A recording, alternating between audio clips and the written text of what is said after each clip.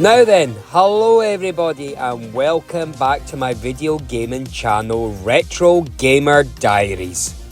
The Hunchback of Notre-Dame. Now that's a film that I really loved as a kid. The bells. Sorry about that, I just couldn't help myself there. Okay, so why am I showing a video clip of the Hunchback of Notre-Dame? Because today we're talking about the 1983 video game Hunchback and all its associated ports.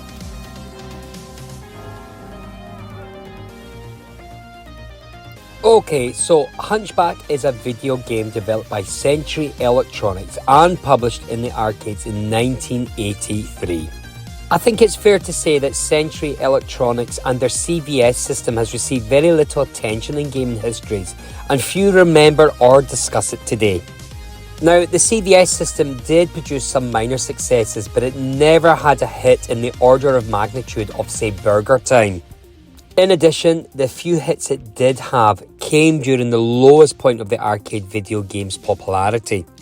The fact that the company was British may have had a factor as well, at least in the US that is. The biggest reason, however, was probably the lackluster quality and the derivative nature of the games themselves. Exactly how many games Century sold is also a little uncertain, but none, however, matched the success of Hunchback, and sadly Century didn't last much longer after that. They just seem to have disappeared into the mists of arcade history. Anyway, let's not all get depressed. Let's rediscover the one game that was successful for Century, and that game is Hunchback. So many fond memories playing this game on my ZX Spectrum. The game is loosely based on the 1831 Victor Hugo novel The Hunchback of Notre-Dame, and the player controls Quasimodo. Set on top of a castle wall, the player must guide the hunchback from left to right while avoiding obstacles on a series of non-scrolling screens. The goal of each screen is to ring the church bell at the far right. The origins of the game are, however, more interesting, given that the original theme of the game was apparently nothing to do with the famous Victor Hugo novel. Now, as the story goes, the original artist had drawn a fairly lumpy version of Robin Hood that appeared to look more like a hunchback. In fact, the game was originally set in Sherwood Forest and then later changed to Nottingham Castle, as the theme was deemed too similar to the game's main inspiration, Pitfall. Then the artist who drew the Robin Hood character left the company before the decision to change the theme to Hunchback.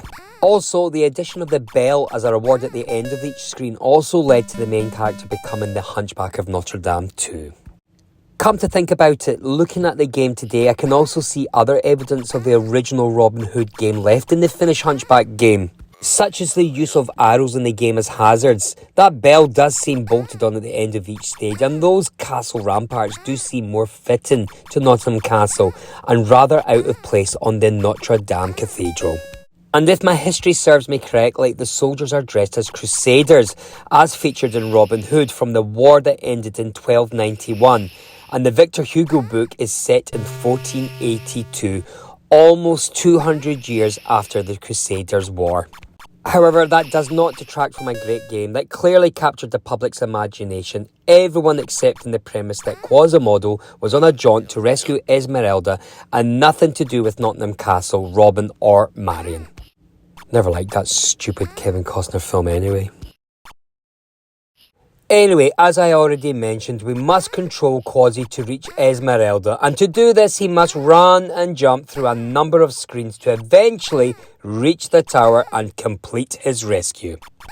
Each screen represents part of a castle wall, and each presents the player with a different set of platform-based obstacles.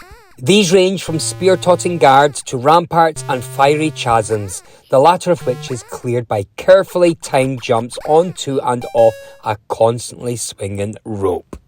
Most of the game's screens also features projectiles in the form of fireballs and arrows that must be avoided. These can appear from both the left and right hand side of the screen and can be moving at one of two different heights and speeds. Some of the trickier screens contain more than one of these projectiles, and contact with either a projectile or guard will result in Quasi falling from the castle wall, resulting in the loss of a player life. And to complicate matters further, each screen must be completed within a strict time limit. This takes the form of an enemy guard climbing the castle walls. If the guard reaches the top of the wall, he will walk towards Quasi to burn the Hunchback with his torch. But if Quasi rings the bell before the guard has scaled the wall, then a bonus score is rewarded.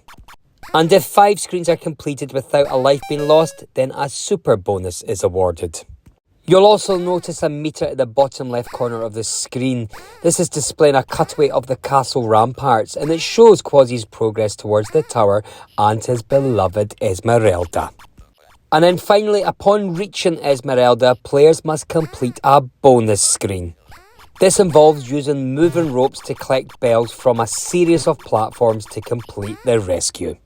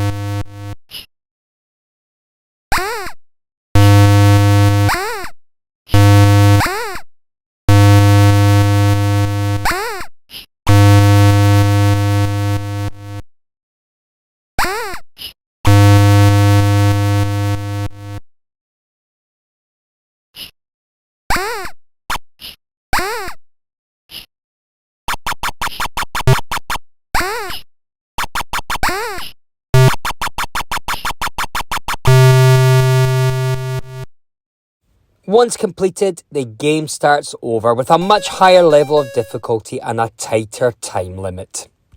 Gee whiz, Christ, even an able-bodied protagonist would have a hard time juggling all these threats.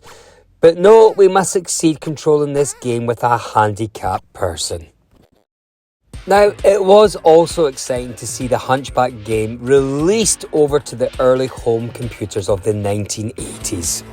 The Hunchback for the BBC Micro was released by Superior Software, and the other ports were licensed by Ocean Software for the Commodore 64, Oric and ZX Spectrum in late 1983, with versions for the Acorn Electron, Amstrad, CPC, VIC-20, Dragon 32 and MSX released later.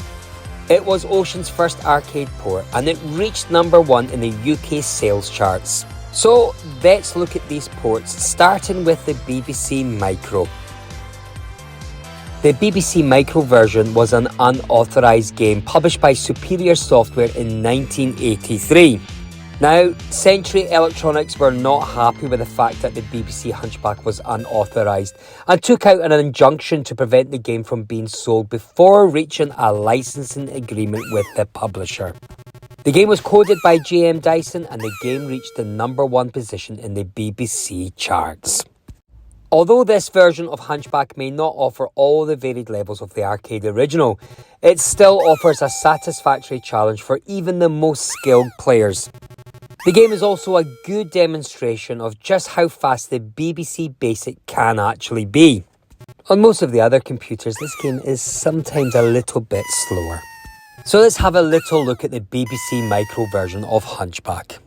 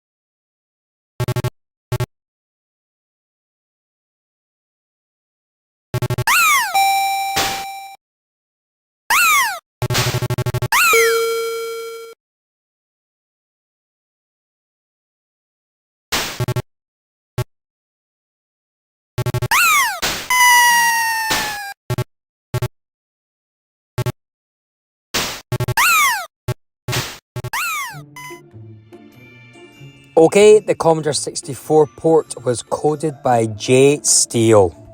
I have to say, I like the Commodore 64 version, and I also like the fact that that intro from the arcade was also included. Nice touch. Let's have a look at the game.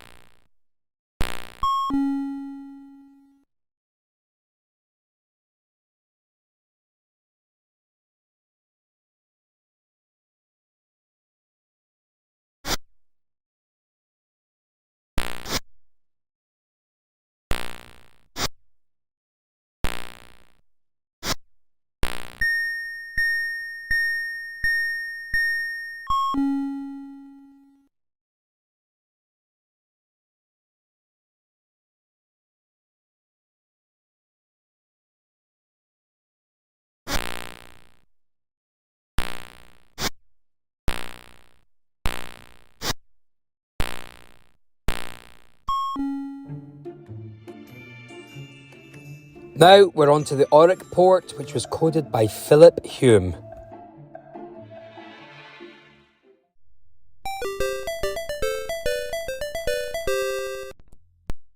Now, I do love my Oric, but I do think that this version is not quite as smooth, and for some reason there appears to be a longer wait time after you die.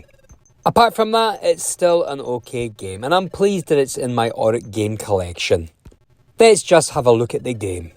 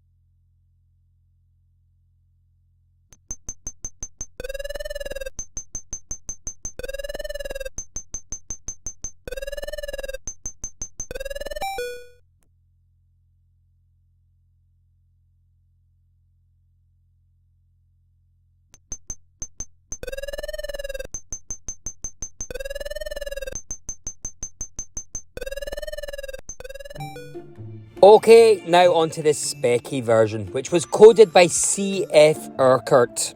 Now, this is certainly the version I remember the most as that 13-year-old school kid. Such fond memories. I loved the game. This game was also number 1 in the Specky charts too, so I guess everybody was playing this game back in 1984. The obvious visual change is the larger Quasi. He does look like he's wearing high heels, doesn't he? I mean, look at him. However, the graphics are detailed and smooth, and that also includes our high-heeled Quasi. I also liked how the colours were used too. I do find it interesting that these Hunchback games contain the tune from the Teddy Bear's Picnic. Why it's here I don't know, because it doesn't seem to fit into the theme of the Hunchback of Notre-Dame, but it does kind of fit into the concept of Robin Hood. I mean, the lyrics do state, if you go into the woods today, you're sure of a big surprise. If you go into the woods today, you better go in disguise. This certainly has more in common to Sherwood Forest, the home of the legendary Robin Hood, rather than the French Notre Dame. I mean, as I said, the more you play this game, the more you see the Robin Hood game with the arrows, the Nottingham Castle style turrets, and come on, these British Crusaders, who certainly did not occupy Notre Dame, nor were they around at this particular era in time. I really do wonder if this game would have sold any less if it was a Robin Hood game as intended. Who knows? Anyway, back to the game.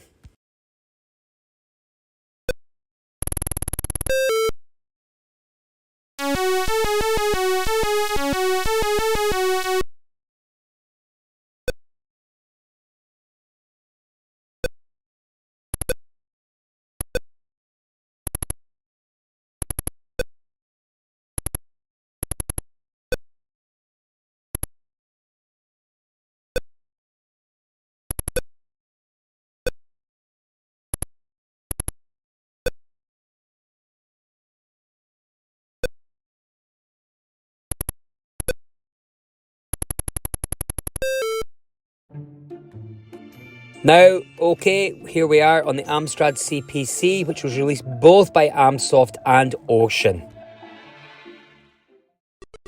I did notice that there is some missing detail compared to its arcade big cousin, such as the intro and the ending, and also little details like the bells ringing when you hang on the ropes. The gameplay is fine, it's still bloody tricky, but I could say that about all the other ports too.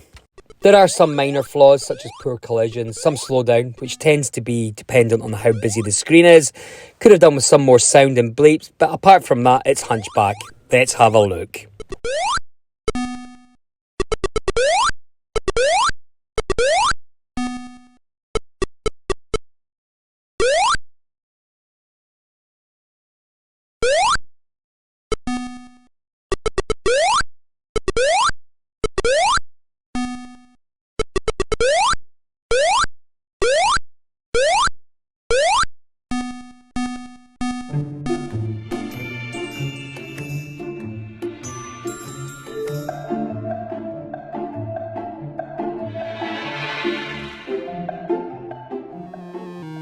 Okay, now we're on to the VIC-20 version of Hunchback.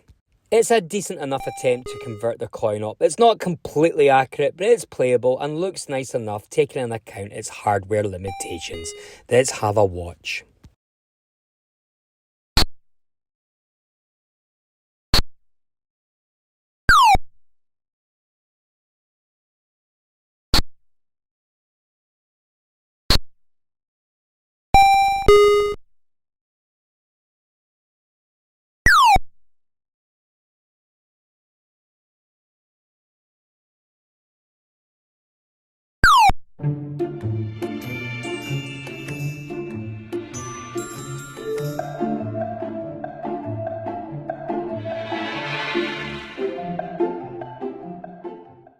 Okay, now we're on the Dragon 32 version of Hunchback. This game port was developed by Bella Barna. I think that this version is perhaps a weaker version of the ports. Let's have a look.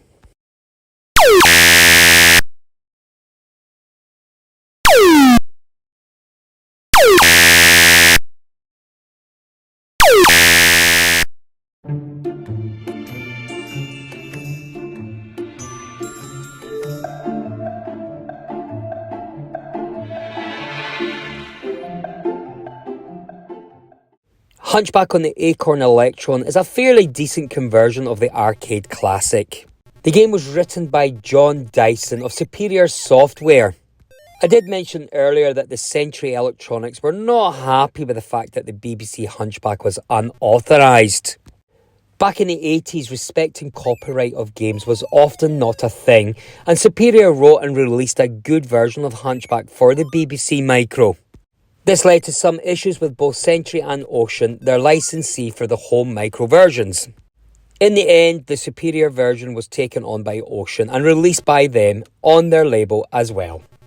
And by the time that the Electron version came along, this was all sorted out and the BBC version was converted into the Electron version 2 on the Ocean label. It is basically the same game as the BBC version. And as we know, the arcade game features 16 levels, but both the BBC and the Electron version only seem to have 12. Gameplay, graphics and sound are all pretty decent, and this is a good conversion of the original, so let's have a look.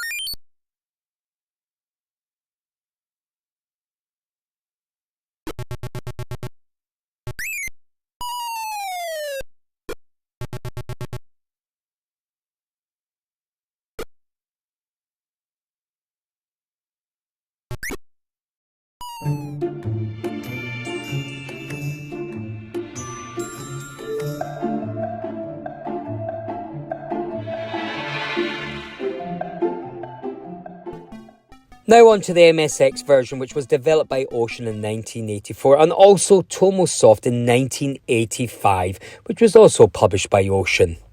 I have to say, the graphics in the MSX version is pretty good. Let's have a look.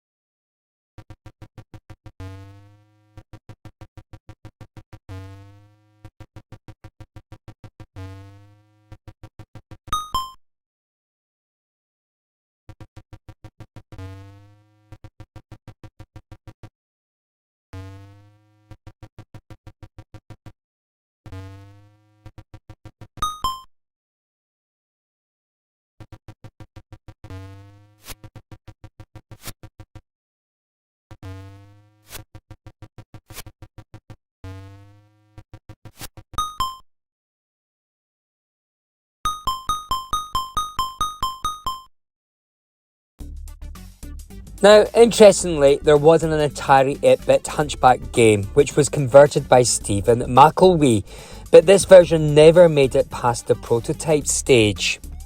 Now, I have to say, I found the Hunchback games, regardless of arcade or ports, to be quite tricky, with becoming even more challenging as the game went on, mostly relying on perfectly timed jumps across ramparts, catching ropes and avoiding flaming pits and arrows. And I'm pretty confident in saying that Victor Hugo would never have imagined or expected his creation would run such an obstacle course as dished up in these games. I have to say, these games are a bit hardcore. Still, it is an entertaining and an addictive game. Plenty fond memories of this game, despite how hard it is to complete. And with regards to all these different versions we've looked at of Hunchback, it's pretty fair to say that they've all got their own significant styles. From a steering perspective, I must say that Commodore 64 version is a good version, but from a graphical perspective, I really did enjoy the MSX version.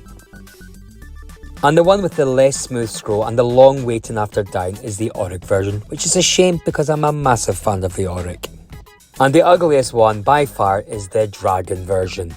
However, I will say one thing, all the games capture the spirit of its big arcade cousin.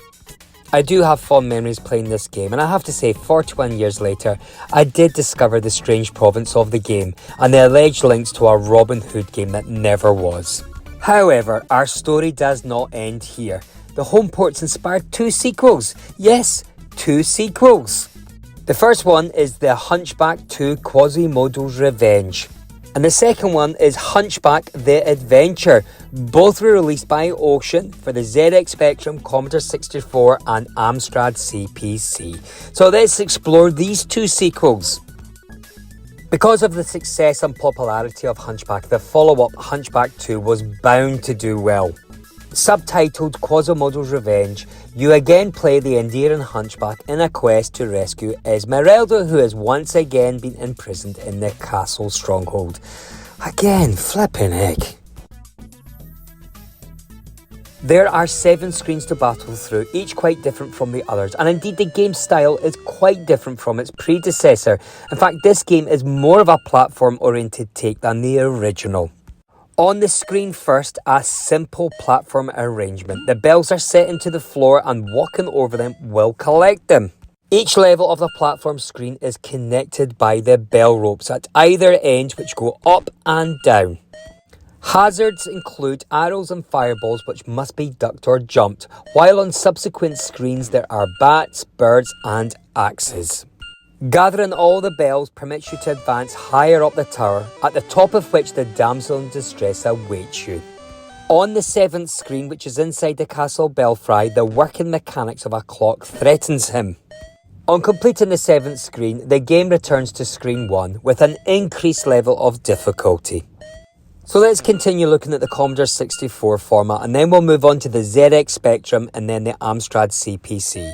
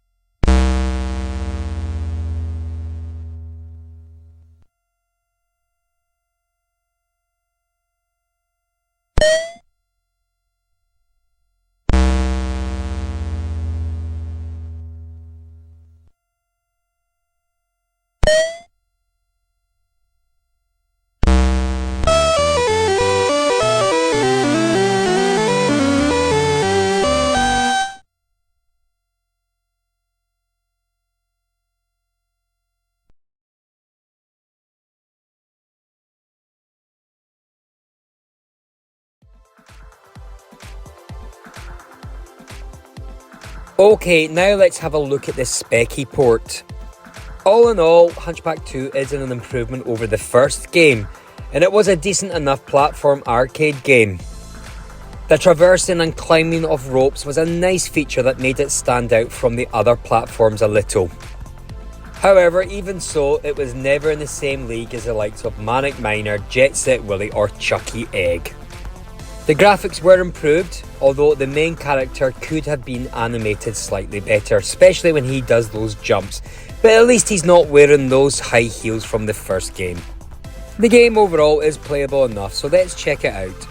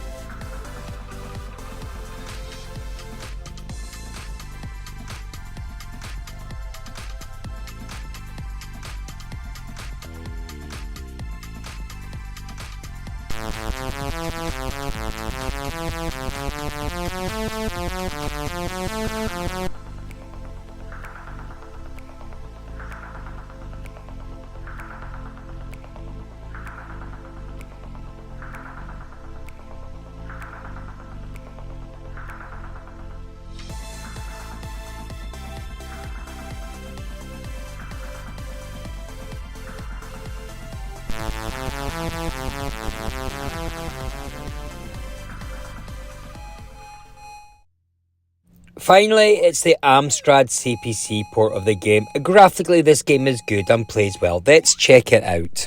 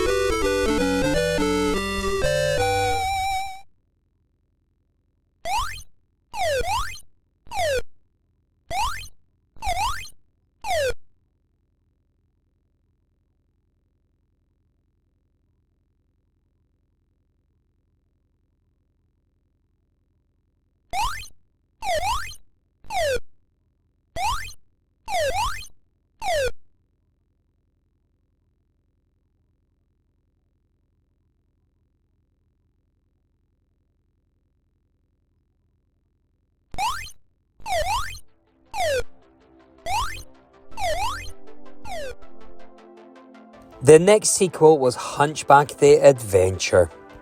This 1986 game also came out in the ZX Spectrum, the Commodore 64 and the Amstrad CPC. So let's start by looking at the ZX Spectrum version. Wow, gosh, Ocean were certainly not afraid to try a different approach to their Hunchback license. Following up not one but two run and jump platform games with a text adventure game is a risk.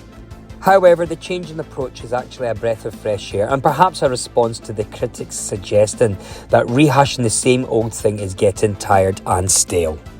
In this adventure game, you are still Quasimodo, deformed word of the church, and you still request for the favour and well-being of Gypsy Esmeralda. But for once, you don't do so by jumping over pits and ducking under arrows.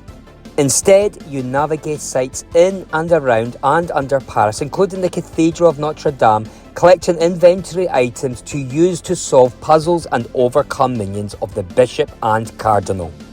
In short, Quasimodo has to find and rescue Esmeralda.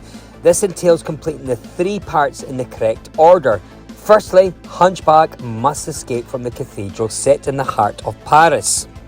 This involves sidestepping or disposing of the guards sent to harass you by the evil Cardinal and his spineless lackey, the Bishop of Notre-Dame. And if you survive that ordeal, then make your way under the city of Paris until you reach the Cardinal's mansion. And then finally, you challenge the Cardinal and rescue your sweetheart Esmeralda. Blooming egg, how many times does this girl need rescuing? Anyway, I like this game. The storytelling and gameplay is related in a much more professional way than is often the case with adventures, and useful details like acceptable verbs are included, making it easier to make a proper attempt at the game. And I have to say, I also love the game's cheesy British humour scattered across the game. Examples including standing in front of the aisle, you can see to the east, the altar, and to the west dead centre, and which is pretty impressive considering you have only got one eye. And lying on the ground is a strange tattered book entitled Evil Worshipping for Beginners, and an old music book entitled Bell Ringing for the Deaf. There you go, very Python British humour, huh? For me, Hunchback The Adventure is a decent adventure game with much humour and a great amount to play. It's a pretty good game. Okay, so we've had a look at the Spectrum version. Let's have a look at the Commodore 64 and the Amstrad CPS versions.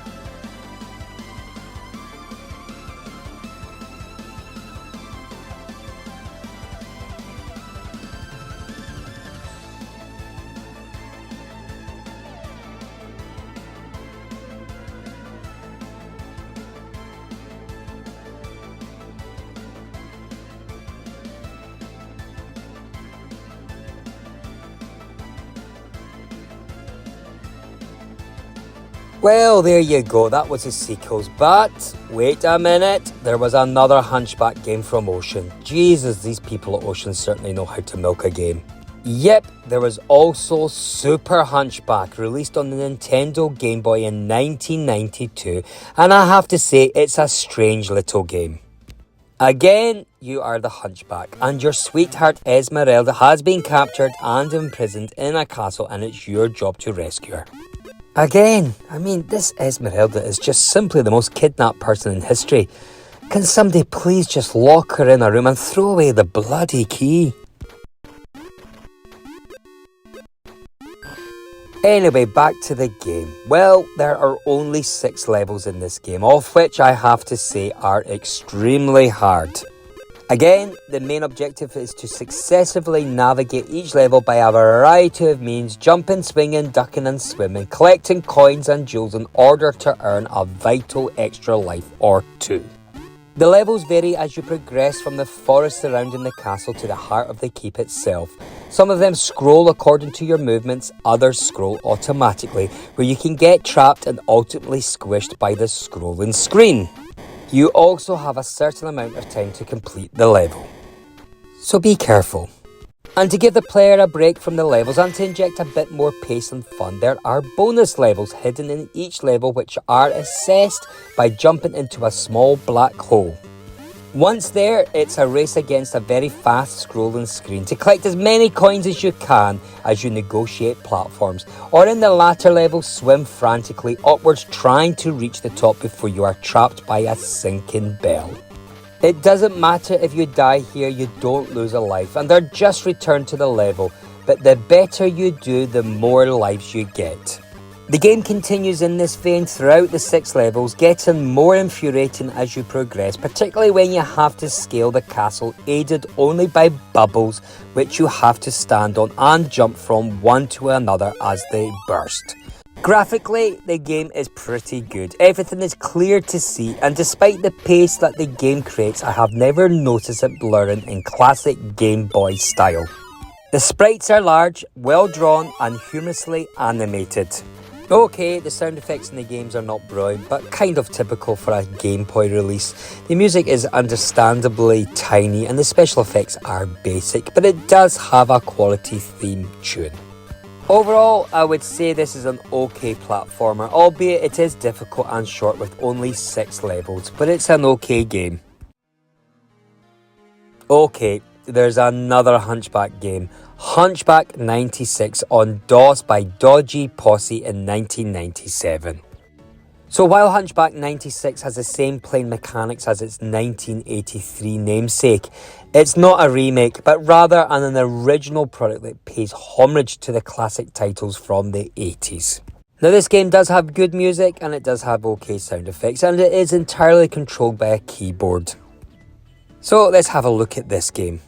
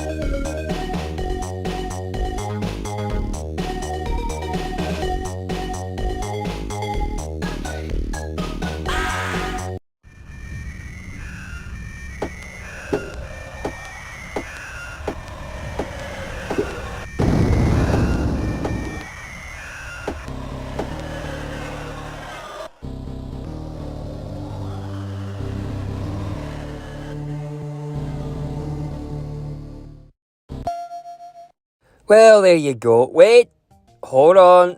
Yes, you guessed it. There's another game. Another! What? This time it is Retro Hunchback.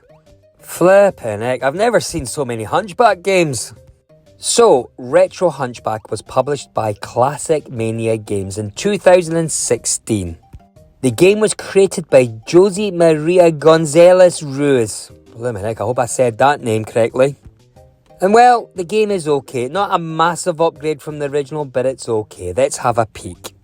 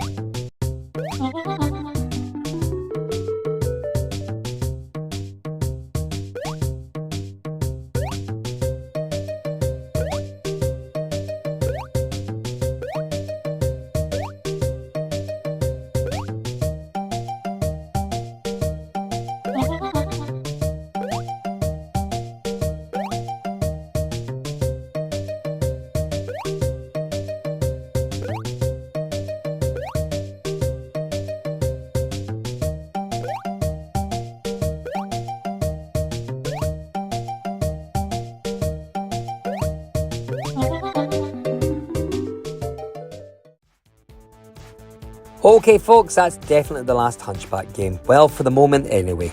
For me, Hunchback is a great game from both Century Electronics and the Ocean ports. Sure, it's tricky and sometimes a little frustrating, but for the most part, it's highly addictive. I have had such fond memories playing this game, and I have to say 41 years later, I did discover the strange province of the game and the alleged links to a Robin Hood game that never was. Definitely a title well worth checking out, particularly if you have a Commodore 64 handy. Anyway, that's my video covering the history of the Hunchback arcade game with all its sequels and ports. Such a blast from the past, and I hope you found it all a little bit interesting and fun. And please, this is not to be taken too seriously, for God's sake. However, if you must, then you are welcome to leave your comments, regardless how geeky they are. Don't be shy to give a like also, and if you really wish, I suppose you could subscribe to my channel. Actually, seriously, it would be great if you did do that. Christ, I really do need these subscribers. Until my next video, everybody, you all have a great day, and I will see you all very soon. Take care, bye-bye. Now, where did I put that bloody stupid Kevin Costner film?